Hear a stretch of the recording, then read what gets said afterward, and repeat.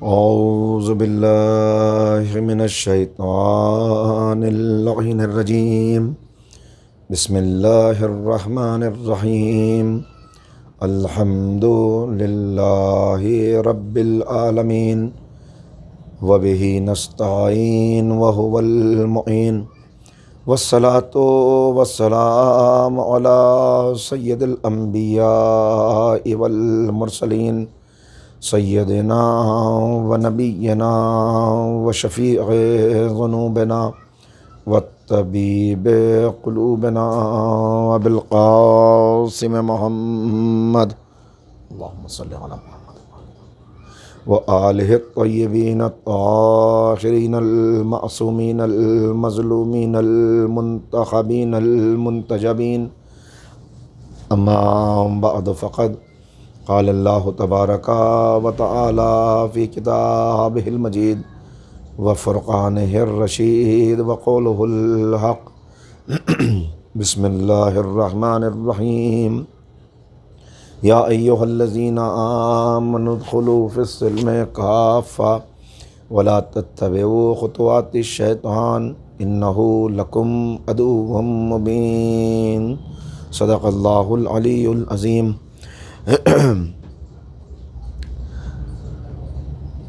برادران ایمانی، قرآن کریم کی اس آیہ کریمہ کے ضمن میں یہ فکر و بحث کا آخری مرحلہ ہے اور اس سلسلہ گفتگو کی ہماری 11ویں تقریر ہے۔ میں نے جو باتیں آپ کی خدمت میں گزارش کی وہ یہی کہ انسان اگر واقعاً یہ سمجھ لے کہ کلمے کے تقاضے کیا ہیں اور یہ آیہ کریمہ جو صاحبان ایمان کو ایمان لانے کی دعوت دے رہی ہے، پورا اسلام میں داخل ہونے کی دعوت دے رہی ہے، اس آیت کے تقاضے کیا ہیں، کیا مطلب ہے پورا اسلام میں داخل ہونے کا۔ اگر مسلمان اس بات کو سمجھ جائیں تو آج اس امت کا نیا دور شروع ہو، اس امت کے شب و روز بدل جائیں، ترجیحات بدل جائیں، انداز بدل جائیں اور اسلام کی کہانی ایک نئے سرے سے لکھی جائے۔ لیکن بدقسمتی یہی ہے کہ اکثریت کو اس بات کا علم ہی نہیں ہے کہ پورے اسلام میں داخل کیسے ہوتے ہیں۔ بس موروثی طور پر ایک کلمہ ہے جسے پڑھ لیا اور اس کے بعد سمجھ رہے ہیں کہ ہم نے دین کا حق ادا کر دیا۔ یہ بھی کوئی نیا مرحلہ نہیں ہے، بلکہ دور اول سے ہی ایسا ہوتا رہا کہ بہت سے لوگ اسلام کے تقاضوں سے ناواقف تھے، کلمہ پڑھا، چونکہ کلمہ تمام قبیلے نے پڑھ لیا ہے، تمام خاندان نے پڑھ لیا ہے، تمام علاقے نے پڑھ لیا ہے، تو اب ہم اکیلے الگ رہ کے کیا کریں گے، لہذا چلو ہم بھی کلمہ پڑھ لیتے ہیں۔ تو کلمہ تو پڑھ لیا لیکن جانتے نہیں تھے، لہذا رسمی طور پر کلمہ پڑھ کے سمجھ رہے تھے کہ بس ہم نے حق کو ادا کر دیا۔ اس سلسلے کے بہت واقعات پیش کیے جا سکتے ہیں جو میں اپنی بات کی دلیل کے طور پر عرض کر سکتا ہوں کہ اتنی بڑی تعداد اصحاب کی تھی، لیکن ان میں بہت سے لوگ نہیں جانتے تھے کہ واقعاً کلمہ پڑھنے کے بعد انسان کے کردار کو، اس کے شب و روز کو، اس کے اخلاق کو کس طرح ہونا چاہیے۔ میں ایک واقعہ پیش کروں تاکہ بات آگے بڑھے اور دلیل کے طور پر سامنے آ جائے۔ دور پیغمبر ہے، خود پیغمبر اکرم موجود ہیں، آپ خود درس دیتے ہیں، آپ کی بزم میں ہر وقت اصحاب موجود رہتے ہیں۔ اس وقت ایک مسلمان اپنی باؤنڈری وال بنا رہا ہے، اس کا پڑوسی بھی مسلمان ہے، یہ غریب ہے، وہ امیر ہے، یہ یتیم و مسکین بھی ہے، وہ خوشحال ہے۔ باؤنڈری وال بناتے ہوئے ایک جگہ ایسی آئی جہاں ایک کھجور کا درخت ہے جو کچھ اس کے گھر میں ہے، کچھ اس کے گھر میں ہے۔ ظاہر ہے کہ اب جب درمیان میں درخت آ گیا تو روکنا پڑے گا کام کو۔ یہ اپنے پڑوسی کے پاس گیا اور اس سے جا کے کہا کہ اگر یہ درخت تم مجھے دے دو، میں غریب ہوں، تمہارا ہمسایہ ہوں، مسکین ہوں، میرے حالات تمہیں معلوم ہیں، تو اس درخت کو میرے لیے چھوڑ دو، تمہارے پاس تو اللہ کا دیا سب کچھ ہے۔ اس نے کہا کہ نہیں، میں تو یہ درخت تمہیں دینے کے لیے تیار نہیں ہوں، میں نہیں چھوڑوں گا۔ کہا تو پھر ایسا کرو کہ کوئی قیمت معین کر لو اور میں اس درخت کو خریدے لیتا ہوں، تم مجھ سے اس کے پیسے لے لو، اس کی قیمت لے لو۔ اس نے کہا کہ نہیں، میں قیمت بھی اس کی نہیں لیتا، میں تو اس کو نہ چھوڑنے کے لیے تیار ہوں نہ بیچنے کے لیے تیار ہوں۔ تب یہ پریشان ہوا۔ مسلمان کہاں جائے پریشان ہو کر؟ اپنی کوئی شکایت لے کے کس کے پاس جائے گا؟ جب کہ سپریم اتھارٹی کے طور پر پیغمبر اکرم موجود ہیں۔ پیغمبر کی خدمت میں آیا کہ یا رسول اللہ، میرا پڑوسی آپ کا صحابی ہے، کلمہ گو ہے، کافی امیر ہے، دولت اس کے پاس بہت ہے، میں باؤنڈری وال بنا رہا ہوں۔ میں نے کہا درخت مجھے چھوڑ دو، جو راستے میں آ رہا ہے اس نے چھوڑنے سے انکار کر دیا۔ میں نے کہا کہ اچھا، میں خرید لوں گا، آہستہ آہستہ پیسے جمع کر کے تمہیں ادا کر دوں گا۔ اس نے بیچنے سے بھی انکار کر دیا۔ اب آپ بلائیے اس کو اور اس مسئلے کا حل کیجیے۔ پیغمبر اکرم نے بلوایا اسے، اور جب وہ آیا تو کہا کہ بھئی یہ درخت تمہارا ہمسایہ، یہ پڑوسی ہے، اس کا تم پر حق ہے، چھوڑ دو اس کے لیے۔ تو اس نے کہا کہ نہیں، میں چھوڑنے کے لیے تیار نہیں ہوں۔ اب نبی کچھ دیر کے لیے خاموش ہو گئے۔ اصحاب بھی حیرت میں ہیں کہ کیسا شخص ہے کہ خود نبی کہہ رہے ہیں کہ چھوڑ دو، اس کے باوجود نبی کی بات ماننے کے لیے تیار نہیں ہے۔ پیغمبر نے کہا کہ بیچ دو، اپنا نقصان نہ کرو، ٹھیک ہے بیچ دو۔ اس نے کہا نہ میں بیچوں گا نہ میں اس کو دوں گا، میرا درخت ہے، میں کسی قسم کا سمجھوتا اس سے کرنے کے لیے تیار نہیں۔ کچھ دیر کی خاموشی کے بعد پیغمبر اکرم نے کہا اگر تم یہ درخت اپنے اس بھائی کو دے دو تو میں تمہیں جنت میں ایسے ہی درخت کی بشارت دیتا ہوں۔ تم یہ اسے دے دو، میں جنت میں تمہیں ضمانت دیتا ہوں کہ ایسا ہی درخت ملے گا۔ دیکھیے، آپ ذرا غور کریں اس معاملے پر، تو جنت میں درخت ملنے کا مطلب کیا ہے؟ یعنی یہ تو نہیں ہو سکتا کہ یہ جہنم میں ہو اور اسے جنت میں درخت ملے، تو درخت کا کیا فائدہ ہوگا؟ یعنی اسے جنت کی بشارت مل رہی ہے۔ ایک درخت چھوڑ دو، جنت لے لو۔ مگر بڑا بدقسمت تھا، صاف انکار کر دیا کہ میں یہ درخت کسی بھی قیمت پر دینے کے لیے تیار نہیں ہوں، مجھے جنت کا درخت نہیں چاہیے، مجھے اپنا یہی درخت یہیں پر استعمال کرنا ہے، رکھنا ہے۔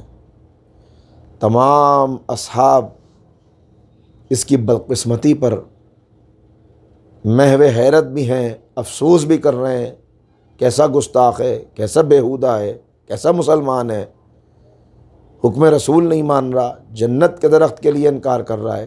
وہیں ایک صحابی بیٹھے ہوئے ہیں جن کا نام ہے ابو دہدہ۔ جب ابو دہدہ نے یہ پورا معاملہ دیکھا تو کھڑے ہو گئے، پیغمبر کی طرف متوجہ ہوئے، یا رسول اللہ، اگر میں یہ درخت اس کو دلا دوں تو وہ جنت کا درخت مجھے مل سکتا ہے؟ پیغمبر مسکرائے، کہ تم لے لو درخت، جنت کا درخت تمہیں مل جائے گا۔ بس ابو دہدہ نے اس کی طرف دیکھا اور کہا کہ تم مجھے جانتے ہو؟ کہا کہ ہاں خوب جانتا ہوں، تم ابو دہدہ ہو؟ کہا میرے بارے میں کیا جانتے ہو؟ کہا تمہارا ایک عالیشان باغ ہے جس کے اندر کھجور کے بہترین درختوں کا باغ لگا ہوا ہے، اس باغ میں ایک کنواں بھی ہے، اس باغ کے اندر ایک چھوٹا سا گھر بھی تم نے بنایا ہوا ہے، تم اپنے بچوں کے ساتھ وہیں رہتے ہو، تمہارا یہ باغ پورے عرب میں مشہور ہے، اس کی کھجور بہترین کھجور ہے، بہترین فصل، بہت آمدنی ہوتی ہے۔ کہا یہ سب بات جانتے ہو؟ کہا سب جانتا ہوں۔ کہا میں اتنے لوگوں کو گواہ کر کے کہتا ہوں کہ اگر تم وہ درخت اپنے اس بھائی کو دے دو تو میں یہ پورا باغ تمہیں دینے کے لیے تیار ہوں۔ اسے یقین نہیں آیا۔ کہا تم سچ کہتے ہو کہ پورا باغ مجھے دے دو گے اگر وہ درخت چھوڑ دوں؟ کہا کہ پورا باغ تمہارا، اتنے لوگ گواہ ہیں، پیغمبر موجود ہیں، کنواں بھی تمہارا، گھر بھی تمہارا، جو کچھ باغ کے اندر ہے وہ سب کچھ تمہارا۔ بھائی اس نے خوش ہو کے کہا کہ ٹھیک ہے میں تیار ہوں، تم وہ باغ مجھے دے دو اور میں درخت اس کے لیے چھوڑتا ہوں۔ بس ایک مرتبہ ابو دہدہ کی خوشی کا عالم نہ رہا، پیغمبر اکرم کی طرف دیکھا اور کہا کہ یا رسول اللہ، میں نے وہ باغ اسے دے دیا، یہ درخت دینے کے لیے تیار ہو گیا، مگر وہ میرا جنت والا درخت وہ تو اپنی جگہ پہ ہے نا محفوظ۔ پیغمبر مسکرائے اور مسکرا کے کہا کہ اے ابو دہدہ، اللہ نے ایک درخت کے بدلے میں ایک درخت کا وعدہ کیا تھا، مگر چونکہ تم نے اللہ اور اس کے رسول کی مرضی کے لیے اپنا پورا باغ اس کو دے دیا، لہٰذا اب اللہ نے جنت میں تمہیں ایک باغ عطا کیا ہے جو اتنا وسیع و عریض ہے، جس کا علاقہ اتنا بڑا ہے کہ اگر ایک سوار گھوڑے کے اوپر سوار ہو کر 100 سال تک دوڑتا رہے تب بھی اس علاقے سے باہر نہیں نکل سکتا۔ صلوات پڑھ دے محمد و آل محمد، اللہم صلی علی محمد و آل۔ سنا ابو دہدہ نے، بہت خوش ہوئے، یا رسول اللہ، دوڑے، یہاں سے دوڑ کے اپنے گھر پہنچے، اپنی زوجہ کو آواز دی، اب خوشی کو اپنی ضبط نہیں کر پا رہے، لہٰذا باہر ہی سے پکار کے اپنی زوجہ کو کہا کہ سنو، ہمیں اس گھر سے نکلنا ہے، اب یہ گھر ہمارا نہیں رہا، یہاں کی کوئی چیز ہماری نہیں رہی، میں تمہیں بتانا چاہتا ہوں، میں ایک سودا کر کے آیا ہوں۔ کہا کہ ابو دہدہ، کیا سودا تم نے کیا ہے؟ اب ذرا اپنے دلوں پہ ہاتھ رکھ کے 1 منٹ کے لیے ہم سب غور کر لیں کہ اگر ایسا کوئی سودا ہم نے کیا ہو اور ہم آ کے اس کی اطلاع اپنے گھر پہ دیں، اپنی شریک حیات کو، اپنے بچوں کو، اپنے خانوادے کو، تو ہمارے بارے میں کیا رائے قائم کی جائے گی؟ اسی لیے قرآن کریم کہتا ہے والمؤمنون والمؤمنات بعضهم اولیاء بعض، کہ مومن مرد اور مومن عورتیں یہ ایک دوسرے کے رفیق ہیں، دوست ہیں، سپورٹر ہیں۔ اسی لیے نظام خاندان، عائلی نظام، خاندان کا نظام، اس کو اسلام مضبوط کرنا چاہتا ہے، کیونکہ اگر فیملی سسٹم مضبوط ہے، گھر کے ہر فرد کو معلوم ہے کہ مقصد زندگی کیا ہے، قیمت کس چیز کی زیادہ ہے، تو پھر زندگی کے سفر میں یہ مرحلے طے کرتے ہوئے کوئی دشواری نہیں ہوگی۔ بس ایک مرتبہ ابو دہدہ نے کہا کہ اے مومنہ سن، میں کیا سودا کر کے آیا ہوں۔ بتایا کہ میں نے جنت کے ایک درخت کے عوض پورا باغ دے دیا، اور پھر یہ پیش آیا، پیغمبر نے مجھے یہ بات سنائی۔ بس ایک مرتبہ اس مومنہ نے پکار کے کہا، جیسا ایمان شوہر کا ہے ویسے ہی ایمان زوجہ کا بھی ہے۔ کہا اے ابو دہدہ، سبحان اللہ، تو نے کتنا اچھا سودا کیا ہے۔ اگر کوئی مجھ سے پوچھتا کہ اس عرب میں سب سے بڑا تاجر کون ہے تو میں تیرا نام لیتی، مگر مجھے آج پتہ چلا کہ صرف عرب میں نہیں بلکہ اس زمین پر تجھ سے اچھا تاجر کوئی نہیں ہے جو اتنے نفع کا سودا کر کے آیا ہے۔ تو یہ ہے ایمان کا قلب و روح تک پہنچ جانا، یہ ہے وہ ایمان جس کا آج فقدان ہے، یہ ہے وہ ایمان جو انسان کو آمادہ کرتا ہے اپنی جان، مال، عزت، سب کچھ راہ حق میں قربان کرنے کے لیے۔ یہ ہے وہ ایمان کہ جب یہ پیدا ہو جاتا ہے تو انسان کی شخصیت بلند ہونا شروع ہوتی ہے اور اس منزل تک پہنچتا ہے کہ جہاں حدیث قدسی میں اللہ ارشاد فرماتا ہے کہ اگر عبادات کے ذریعے بندہ اپنے آپ کو بلند کرنے پہ آئے تو ایسا درجہ حاصل کر لیتا ہے، ایسے مقام پر پہنچ جاتا ہے کہ میں اس کا ہاتھ بن جاتا ہوں، میں اس کی آنکھ بن جاتا ہوں، میں اس کا کان بن جاتا ہوں جس سے وہ سنتا ہے۔ یعنی اس منزل کے اوپر بندہ پہنچ جائے کہ بندہ مولا صفات بن جائے، بندہ عبد سے عبدہ ہو جائے۔ ہم کلمے میں کیا پڑھتے ہیں؟ اشہد ان محمدً عبدہ و رسولہ، پیغمبر اکرم عبدہ ہیں، بندے تو سب ہیں مگر صرف اس کا بندہ، جو اس کا بندہ بن جائے پھر اس کے لیے کوئی بھی چیز دنیا میں اہم نہیں رہتی، پھر وہ ہر قربانی کے لیے آمادہ رہتا ہے۔ معصومین کے تنہا رہ جانے کا سبب کیا رہا؟ میں نے عرض کیا تھا اس سے پچھلی والی تقریر میں کہ کیوں معصومین تنہا رہ جاتے تھے، کیوں معصوم کی آواز پر لبیک نہیں کہہ پاتے تھے۔ شعور جب مردہ ہو جائے تو معصوم کی آواز پر لبیک نہیں کہا جا سکتا۔ کیوں شعور مردہ ہو جاتا ہے؟ ایک دو مثالیں تاریخ سے آپ کی خدمت میں پیش کروں کہ وہ کون سی چیز ہے جو معصوم کی نصرت سے روک دیتی ہے، اس لیے کہ آج کی یہ آخری تقریر ہے، اور سب کچھ جو کچھ ہم اس ماہ اذاں میں یا سال بھر جو مجلسیں بھی ہم کرتے ہیں، مقصد ہمارا ایک ہوتا ہے کہ ہمارے نوجوان معصوم کا ساتھ دینے کے لیے تیار ہو جائیں، ہم امام کے سچے ناصر قرار پائیں، امام کی نصرت کے لیے ہم آمادہ ہو جائیں، اپنے گھروں سے نکل پڑیں اور اپنے آپ کو اس لائق رکھیں کہ ادھر امام کی آواز آئے، ادھر ہم اپنے آپ کو امام کی خدمت میں پہنچانے کے لیے بے چین اور بے قرار ہو جائیں۔ اسی لیے یہ تربیت دی جاتی ہے کہ جب نام 12ویں امام کا آئے، خاص طور پر جب ان کا لقب حضرت قائم، یہ لقب ان کا بیان کیا جائے، تو اب اپنی جگہ بیٹھے نہ رہو بلکہ کھڑے ہو جاؤ۔ یہ تربیت ہمیں 8ویں امام نے دی ہے۔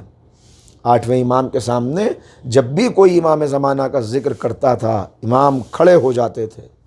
امام کی سنت ہے 8ویں امام کی، دنیا شیعت میں اس کے بعد سے یہ رائج ہوا کہ اب 12ویں کا نام سنو تو کھڑے ہو جاؤ۔ یہ کیوں کھڑے ہونے کا حکم دیا جا رہا ہے؟ احترام کے طور پر۔ اگر ایسا احتراماً کروایا جاتا تو پھر تو 14 معصومین میں سے ہر ایک ایسا ہے کہ جس کے نام پہ انسان کو کھڑا ہو جانا چاہیے۔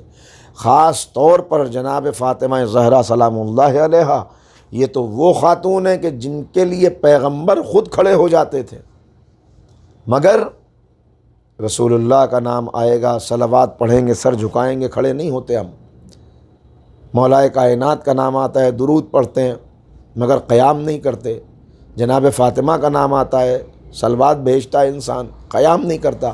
یہ کھڑے ہو جانا کیوں؟ یہ احتراماً نہیں ہے، بلکہ اصل میں یہ تربیت دی جا رہی ہے کہ جب بھی ہم 12ویں کا نام سنیں تو بیٹھے نہ رہیں، کھڑے ہو جائیں۔ جب 12ویں کا نام سنیں تو کھڑے ہو جائیں، آمادہ ہو جائیں، اس لیے کہ 12ویں کے نام پر اٹھ کر کھڑے ہو جانا اور لبیک کہنا یہی ہے جو انسان کو امام کی خدمت میں پہنچائے گا۔ جب امام کی آواز آئے گی، جو فوراً اپنے آپ کو آمادہ کر لے گا، جو فوراً کھڑا ہو جائے گا، روایات بتاتی ہیں اس کا پہلا قدم اپنے گھر سے باہر ہوگا اور دوسرے قدم میں خانہ کعبہ کے سامنے پہنچ چکا ہوگا جہاں امام بنفس نفیس موجود ہوں گے۔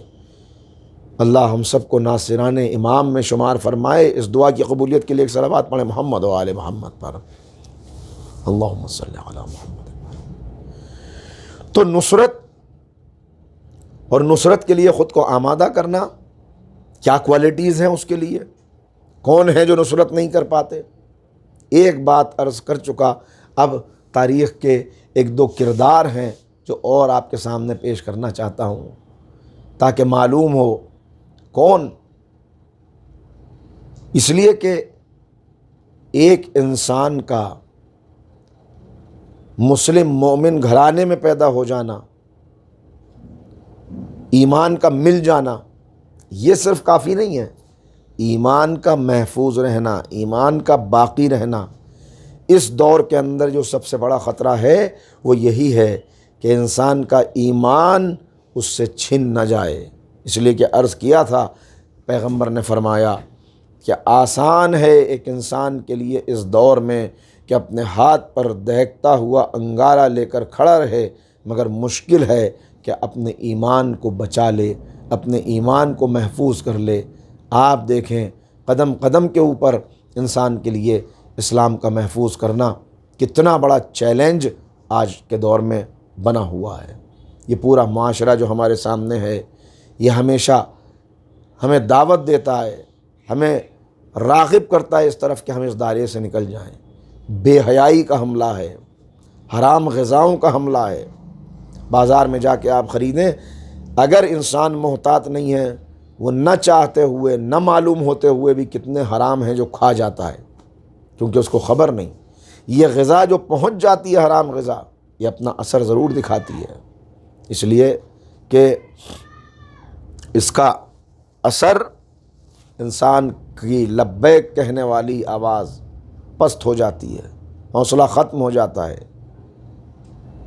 غفلت کا پردہ پڑنے لگتا ہے، شعور مردہ ہونے لگتا ہے۔ دو نام تاریخ کے اپنے ذہنوں میں محفوظ کریں، ایک ہیں زبیر، زبیر ابن عوام، اور ایک ہیں زہیر، زہیر قین۔ زہیر قین کربلا کے مجاہد ہیں، زبیر مولا کائنات کے ساتھی ہیں، مولا کائنات کے سگے پھوپھیزاد بھائی ہیں، مولا کائنات کا ہر نازک مرحلے پر ساتھ دینے والے ہیں۔ پہلی تلوار جو تاریخ میں مولا علی کی حمایت میں نکلی وہ زبیر کی تلوار ہے۔ عجیب عالم تھا یہ لمحہ، وہ تھا کہ جب جناب سیدہ کے گھر پہ دشمنوں نے حملہ کیا تھا، آگ اور لکڑیاں، دروازہ گرایا گیا، پہلو شکستہ ہوا، جناب محسن کی شہادت ہوئی، مولا کائنات کے گلے میں رسی ڈالی، علی کو گرفتار کر کے چلے۔ عجیب لمحہ تھا جس کے لیے تاریخ کا فقرہ یہ ہے کہ ارتد الناس الا واحدا، تمام مولا کے چاہنے والے کھڑے تھے اور سب تردد میں مبتلا تھے کہ ایسے میں ہم کیا کریں۔ سلمان ابوذر کا چہرہ دیکھتے تھے، ابوذر سلمان کا چہرہ دیکھتے تھے۔ یہ لمحہ عجیب تھا، اس لمحے میں ہمیں کیا کرنا چاہیے۔ ایک ایسا تھا کہ جو ایک لمحے کے لیے بھی کسی تردد کا شکار نہیں تھا، وہ تھا مولا کا غلام قمبر، جس کی نگاہ علی کے چہرے پر تھی، ہاتھ قبضہ شمشیر پہ تھا۔ اگر میرے مولا نے اشارہ کیا تو ابھی تلوار نکال کر دشمن سے مقابلہ کروں گا، اور اگر مولا اجازت نہ دیں، اگر مولا اس ظلم پر خاموش ہیں تو پھر میرے جذبات بھی میرے اپنے نہیں ہیں، میرے جذبات میرے مولا کی اطاعت میں ہیں۔ اگر مولا کی اجازت نہیں ہے، اگر مولا اس ظلم کو برداشت کر رہے ہیں تو پھر ہمیں بھی برداشت کرنا ہے۔ ہمارے لاکھوں سلام و قمبر پر کہ جنہوں نے ہمیں آداب غلامی سکھا دیے کہ ایک سچا غلام وہی ہوتا ہے کہ جس کی نگاہ ہمیشہ آقا کے چہرے پر رہے۔ اگر آقا کا حکم ہوگا تو میں میدان میں آ جاؤں گا، اگر آقا کا حکم نہیں ہے تو میرے جذبات، میں اپنے جذبات کی رو میں بہہ کے کوئی کام کرنے والا نہیں۔ اس وقت ایک شخص، ایک چاہنے والا جو برداشت نہیں کر سکا، اس نے تلوار نکال لی اور حملہ کر دیا، لیکن گرفتار کر لیے گئے۔ وہ ہیں زبیر، مولا کے سگے پھوپھیزاد بھائی۔ نہج البلاغہ میں مولا نے ان کو خط بھی لکھا ہے، پیغام بھی بھجوایا ہے ان کو۔ وہی زبیر، ہر لمحے ساتھ دینے والے۔ پہلی تلوار حمایت میں نکلی زبیر کی تلوار، مگر آپ کو تعجب ہوگا کہ پہلی تلوار جو مولا کی مخالفت میں نکلی وہ بھی زبیر کی تلوار۔ جو آج کا ناصر اور مددگار ہے، زیادہ وقت نہیں گزرتا، 25 سال کے بعد یہی ہیں کہ جو مولا کے خلاف تلوار نکال کے کھڑے ہوں گے۔ یہ کیا ہو گیا؟ کس چیز نے مخالف کر دیا؟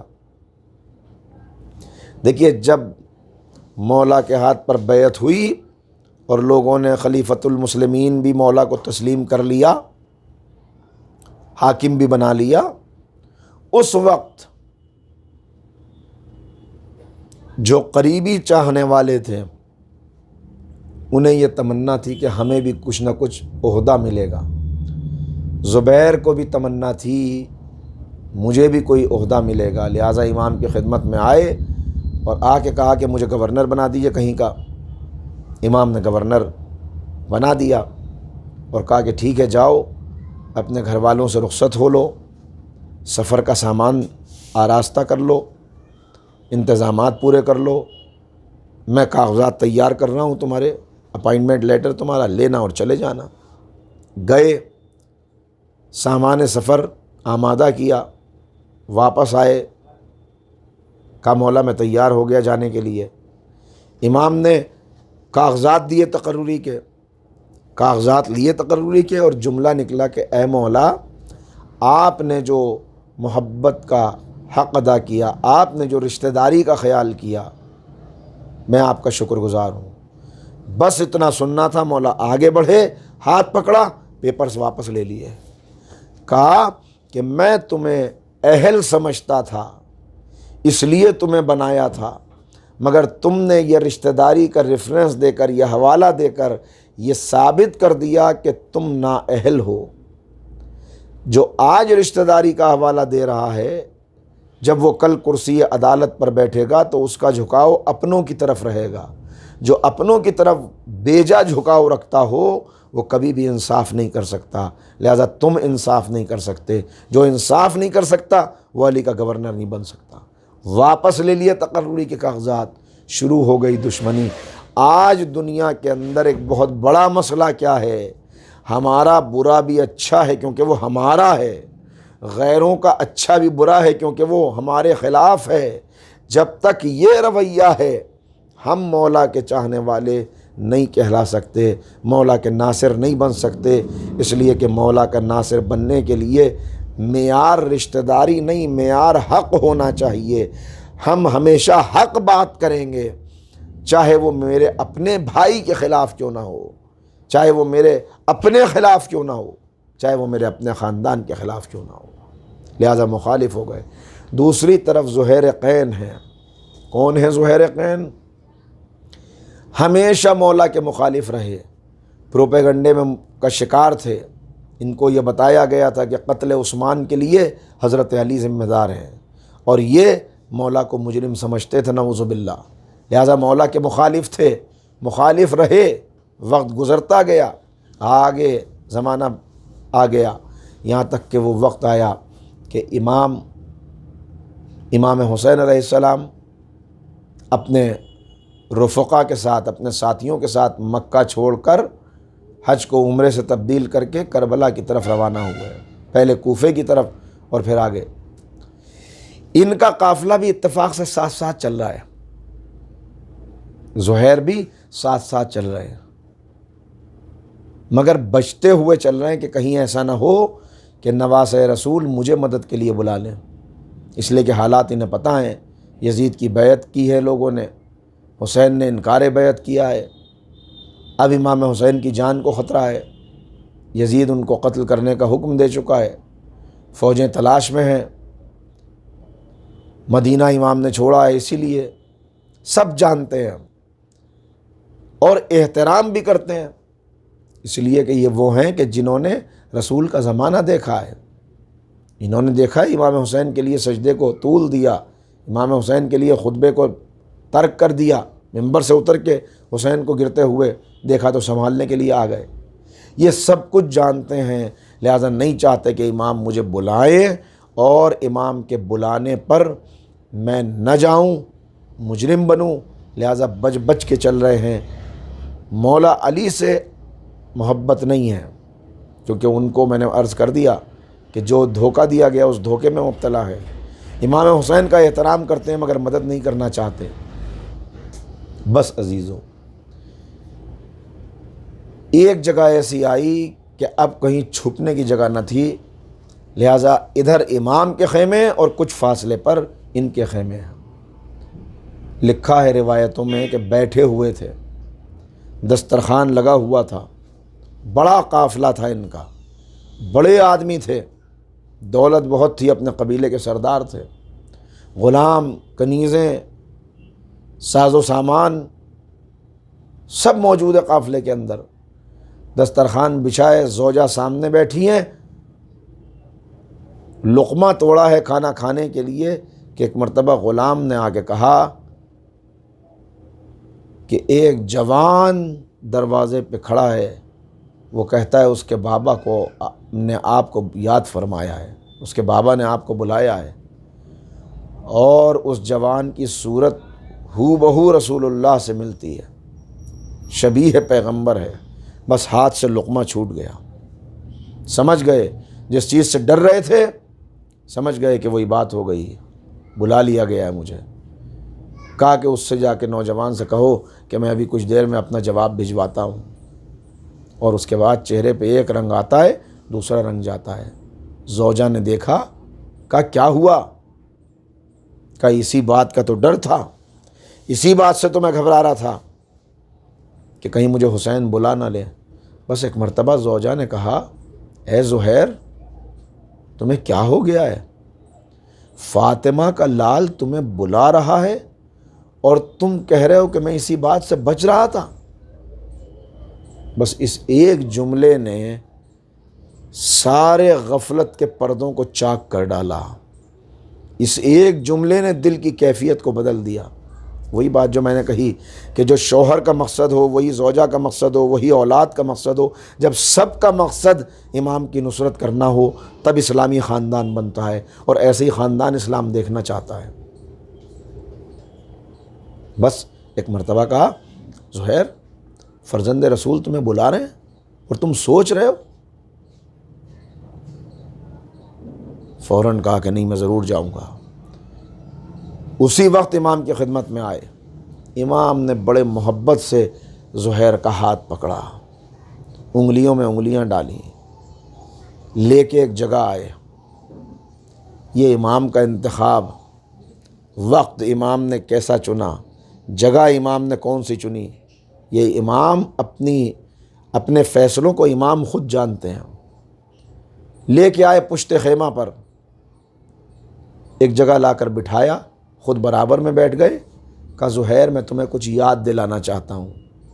یہ ابھی نہیں کہا کہ میں نے تمہیں کیوں بلایا ہے، بس کہا زہیر تمہیں یاد دلانا چاہتا ہوں، یاد کرو ایک دن تمہارا گزر اسی جگہ سے ہو رہا تھا، یہی جگہ تھی، یہی وقت تھا، سورج ایسے ہی ڈوب رہا تھا، جہاں تم بیٹھے ہو تم وہیں بیٹھے ہوئے تھے، جہاں میں بیٹھا ہوں وہاں کوئی اور بیٹھا ہوا تھا، کوئی بزرگ تھا جس نے تمہیں کوئی وصیت کی تھی، کیا تمہیں وہ وصیت یاد ہے؟ زہیر نے کہا کہ میں اس جگہ سے گزر رہا تھا، کسی نے وصیت مجھے یاد نہیں ہے۔ کہا زہیر یاد کرو، تم نے ایک جنگ جیتی تھی، اس دن تم بہت خوش تھے، تمہارے آگے مال غنیمت کا ڈھیر لگا ہوا تھا، یہیں بیٹھے ہوئے تھے، تمہارے برابر میں کوئی، ہاں مولا یاد آ گیا، مجھے یاد آ گیا، آذربائیجان کی جنگ تھی، وہ جنگ میں نے فتح کی تھی، سردار لشکر میں تھا، مال غنیمت کا ڈھیر لگا ہوا تھا، میں بہت خوش تھا کہ میں نے اتنی بڑی جنگ جیتی ہے۔ اسی جگہ میں بیٹھا ہوا تھا جہاں آپ بیٹھے، وہاں سلمان فارسی بیٹھے ہوئے تھے۔ اس دن سلمان نے مجھے وصیت کی تھی۔ کیا وصیت کی تھی؟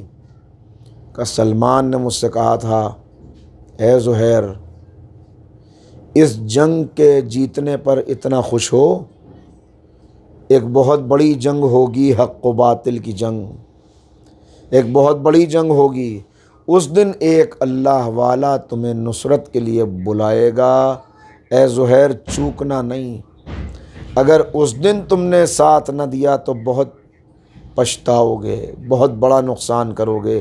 کہ مولا مجھے سب کچھ یاد آ گیا، مجھے سلمان نے آج کے دن کے لیے وصیت کی تھی۔ کھڑے ہوئے، کہا مولا میری جان آپ پر قربان، مولا میرا سب کچھ آپ پر قربان، چلے یہاں سے۔ فوراً گھوڑا دوڑاتے، مولا میں ابھی آتا ہوں، واپس آئے، اپنی زوجہ کو پکار کے کہا خیمے سمیٹ لو، یہ سارا مال تیرا، یہ غلام تیرے، یہ کنیزیں تیری، میں تجھ سے الگ ہوتا ہوں، میں جا رہا ہوں۔ بھائی ایک مرتبہ زوجہ نے پکار کے کہا زہیر ذرا ٹھہرو، ذرا رکو، بڑی جلدی میں ہو، اے زہیر جنت کا راستہ میں نے تمہیں دکھایا ہے اور اب مجھے کو چھوڑ دینا چاہتے ہو؟ زہیر نے کہا اے بی بی، اے مومنہ میں تجھ سے کوئی ناراض نہیں ہوں، بلکہ اس لیے تجھے اپنے سے الگ کر رہا ہوں کہ یہ فوجیں بڑی بے حیا ہیں، اگر جنگ ہوئی یہ مجھے قتل کر لیں گی اور تجھے اسیر بنا لیں گی، میں نہیں چاہتا کہ میرے بعد تجھے اسیر بنایا جائے، میں نہیں چاہتا کہ میرے بعد کوئی تیرے سر سے چادر چھین لے، اس لیے چاہتا ہوں تو مجھ سے الگ ہو جا، میں نے ارادہ کر لیا میں اپنی جان حسین ابن علی پہ قربان کر دوں گا، آج مجھ پہ حقیقت واضح ہو گئی، اتنے دن سے میں غلط فہمی میں تھا، حسین حق پہ ہیں، حسین کے بابا علی حق پہ تھے، مجھے غلط فہمی تھی، اب میں اپنی جان قربان کرنا چاہتا ہوں۔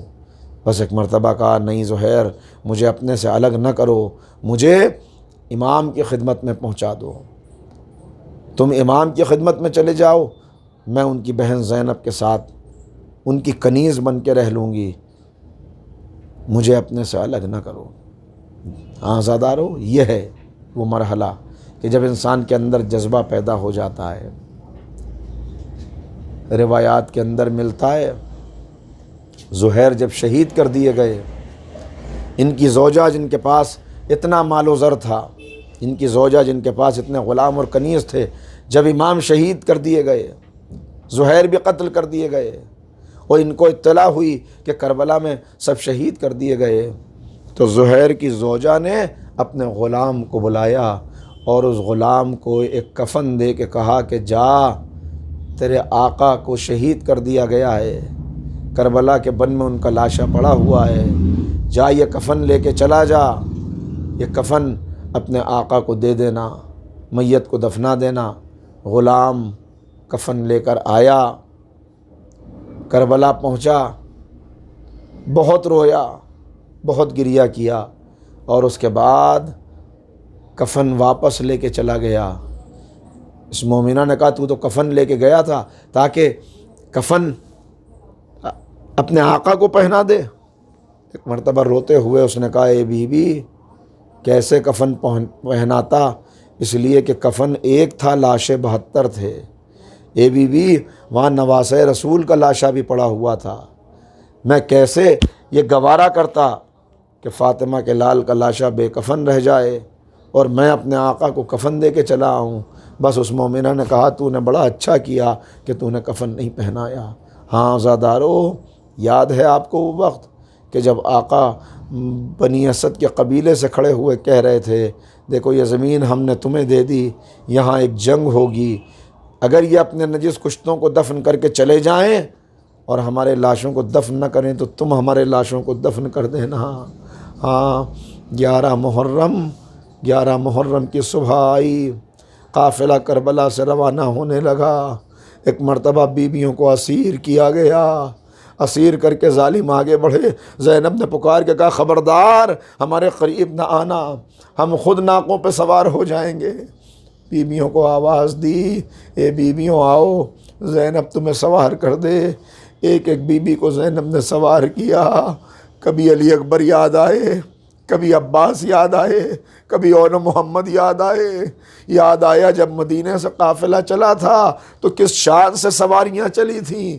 آج 11 محرم ہے، لاشیں بکھرے پڑے ہیں، لاشیں بے کفن پڑے ہوئے ہیں، ناقوں کے اوپر نہ اماریاں ہیں نہ محملے ہیں، برہنہ پشت ناقے ہیں۔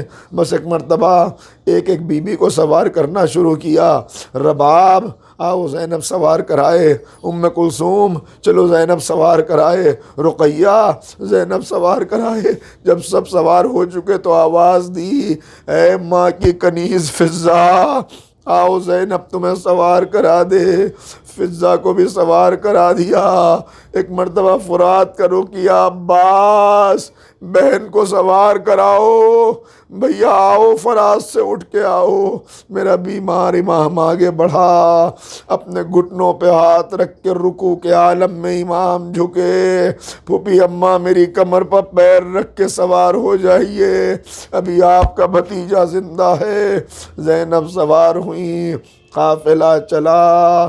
کس طرف سے قافلہ چلا؟ عزاداروں گھروں میں بھی کوئی میت ہو جاتی ہے تو لاش پہ چادر ڈال دی جاتی ہے کہ بیٹیوں کی نظر نہ پڑے، بار بار بہنوں کی نظر نہ پڑے، اس لیے چادر اڑا دی جاتی ہے۔ مگر ہائے ظلم کربلا، اس طرف سے قافلہ چلا کہ جہاں شہیدوں کے لاشیں پڑے ہوئے تھے، ارے بیویاں تڑپ گئیں۔ کوئی کہتی تھی ہائے اکبر، کوئی کہتی تھی ہائے حسین۔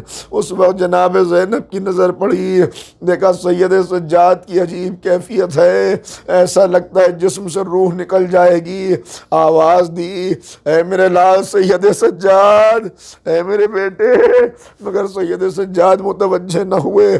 پھر پکارا، سجاد اپنے آپ کو سنبھالو میرے لال، ابھی تو بڑی منزلیں طے کرنی ہیں، مگر سجاد متوجہ نہ ہوئے۔ بس ایک مرتبہ جانتے ہیں کیا کیا؟ ارے امامت کی حفاظت کے لیے زینب نے اپنے آپ کو کھڑے ہوئے ناقے سے گرا دیا۔ اب جو ناقے سے زینب گری، سجاد تڑپ گئے، اے پھوپھی اماں، کہا اے میرے لال اپنے آپ کو سنبھالو۔ میں کہا پھوپھی اماں وہ بیٹا کیا کرے کہ جس کے باپ کا لاشا پڑا ہوا ہو، اس کے ہاتھوں میں ہتکڑیاں ہوں، پیروں میں بیڑیاں ہوں۔ کہا اے میرے لال یہ زینب تجھ سے وعدہ کرتی ہے ایک دن اسی زمین پہ تیرے بابا کا روزہ بنے گا، عالی شان روزہ ہوگا، آنے والے آئیں گے، بیٹا اپنے آپ کو سنبھالو۔ قافلہ چلا گیا۔ اب جب قافلہ چلا گیا تو بنی اسد کے مرد اپنے گھروں سے نکلے، عورتوں نے ان کو تانے دیے ہماری چادریں تم لے لو اور ہمیں جانے دو، ہم جا کے لاشوں کو دفن کریں۔ آئے مگر دیکھا میدان میں ہر طرف لاشیں ہیں، کیسے لاشوں کو دفن کریں؟